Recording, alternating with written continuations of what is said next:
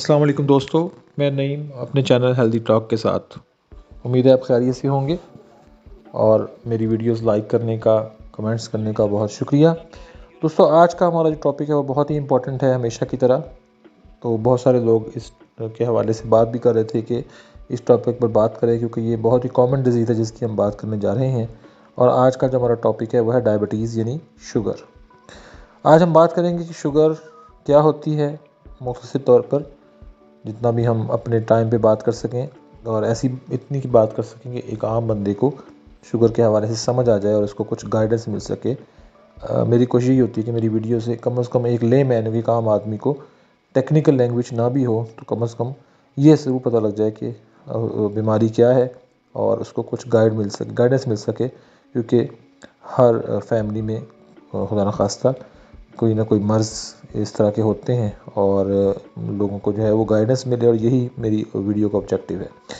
तो आज की वीडियो हम डायबिटीज़ पे करेंगे, शुगर पे करेंगे, और एंड तक ज़रूर इस वीडियो को देखिएगा, क्योंकि एंड तक देखेंगे सुनेंगे तो आपको आइडिया हो जाएगा कि शुगर क्या होती है, कैसे हो जाती है, इसके सिम्टम्स क्या होते हैं, कितनी किस्म की होती है, इससे हम कैसे बच सकते हैं और इसके टेस्ट वगैरह के हवाले से। चलें चलते हैं अपने टॉपिक की तरफ। दोस्तों, शुगर बेसिकली जिस्म में बहुत ज़रूरी है हमारे सेल्स को एनर्जी प्रोवाइड करने के लिए, लेकिन जब ये एबनॉर्मल होती है या ब्लड में, बॉडी में ज़्यादा हो जाती है, तो हम कैसे कहते हैं कि ये एक पेशेंट जो है ये मर्ज़ का शिकार हो गया है। और इसको कंट्रोल करने के लिए कुदरत ने एक हार्मोन पैदा किया है, इंसुलिन, जो कि हमारे पैंक्रियाज में या लब में पैदा होता है।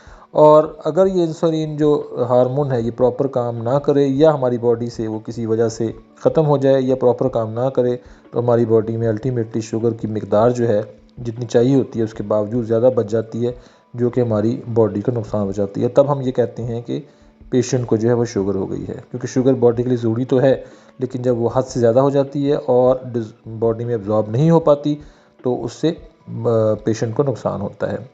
इसलिए इसके जो सिम्टम्स हैं उसमें ज़्यादा पेशाब आना, ज़्यादा प्यास लगना, धुंधलापन आँखों का, और वेट कम हो जाना, कमज़ोरी और थकावट इसी वजह से होती है कि जब एक्स्ट्रा शुगर बॉडी में हो जाती है। इस बात को समझें कि जब एक्स्ट्रा शुगर बॉडी में हो जाती है तो उसको बॉडी से निकालने के लिए कोई ना कोई रूट जो है वो उसको चाहिए बॉडी को, और वो रूट होता है पेशाब। अब इसीलिए कहते हैं कि शुगर का जो पेशेंट है उसको पेशाब बहुत ज़्यादा आता है, ख़ासतौर पर रात को वो बार बार उठता है। अब जब ज़्यादा पेशाब आता है तो ज़्यादा प्यास लगती है, और इस तरह पेशेंट जो है उसकी वीकनेस होती है, थकावट होती है, और इसी तरह उसका जो प्रॉब्लम है वो अगर कंट्रोल ना हो शुगर तो बढ़ता रहता है।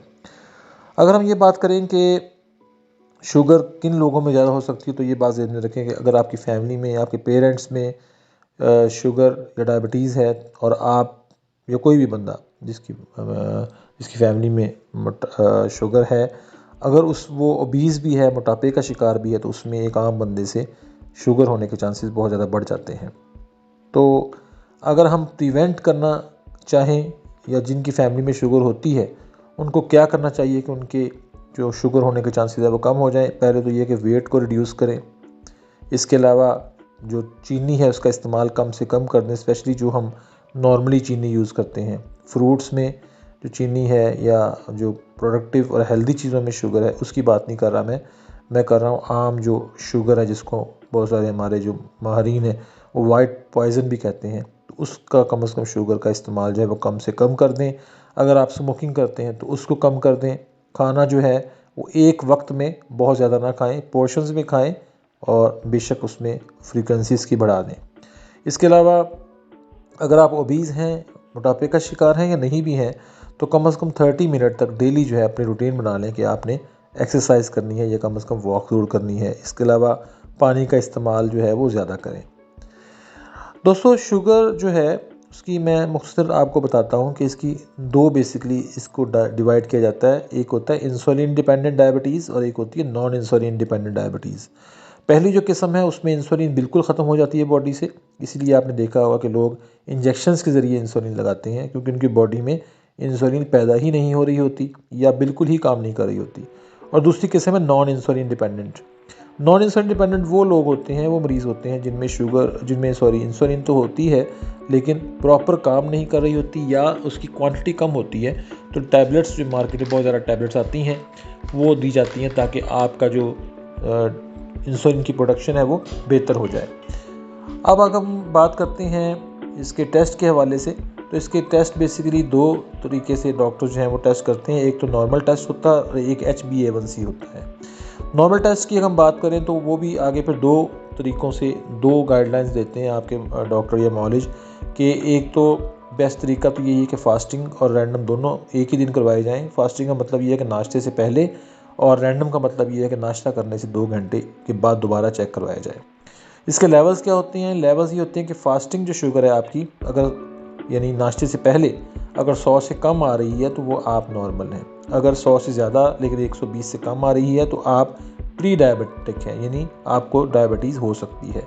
और अगर 120 से ज़्यादा है नाश्ते से पहले भी तो आप डायबिटिक हो चुके हैं। और रैंडम जो है उसका होता है कि नाश्ते के तकरीबन 2 घंटे के बाद अगर करवाएं तो उसमें ये होता है कि अगर 140 से कम है तो आप नॉर्मल हैं, आपकी डायबिटीज़ नॉर्मल है, आपकी शुगर, आपको प्रॉब्लम नहीं है शुगर का।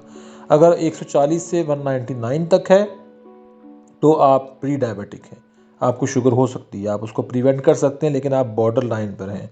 और अगर 200 या उससे ज़्यादा है नाश्ते के 2 घंटे बाद यानी रैंडम, तो आप डायबिटिक हैं, तो फिर आप अपने डॉक्टर से रजू करें और उसके गाइडलाइंस पर अमल करें। जो HbA1c होता है बेसिकली मैं मुख्तसरन बता दूं कि ये पिछले तकरीबन 3 मंथ का जो आपका लेवल्स होते हैं उसको ये शो करता है। ठीक है, तो उसकी डिटेल में जाएंगे तो बहुत ज़्यादा टाइम लग जाएगा। तो आज की दोस्तों उम्मीद है कि इस वीडियो में आपको ये कम से कम पता लग गया होगा और आपको इससे काफ़ी मालूमात कोशिश की है मैंने कि आपको मिलें, ताकि आप एज ए कॉमन मैन आपकी फैमिली अगर खुदा न खास्ता खुद या आपकी फैमिली में कोई डायबिटिक है तो आप उसको आपकी नॉलेज में इजाफा हो ताकि आप अपनी शुगर को बेहतर तरीके से कर सकें। तो कोशिश करेंगे कि आइंदा आने वाली वीडियो में शुगर के हवाले से या डायबिटीज़ के हवाले से जो कॉम्प्लिकेशंस होती हैं उस पर बात करें। तो आज के लिए इतना ही काफ़ी।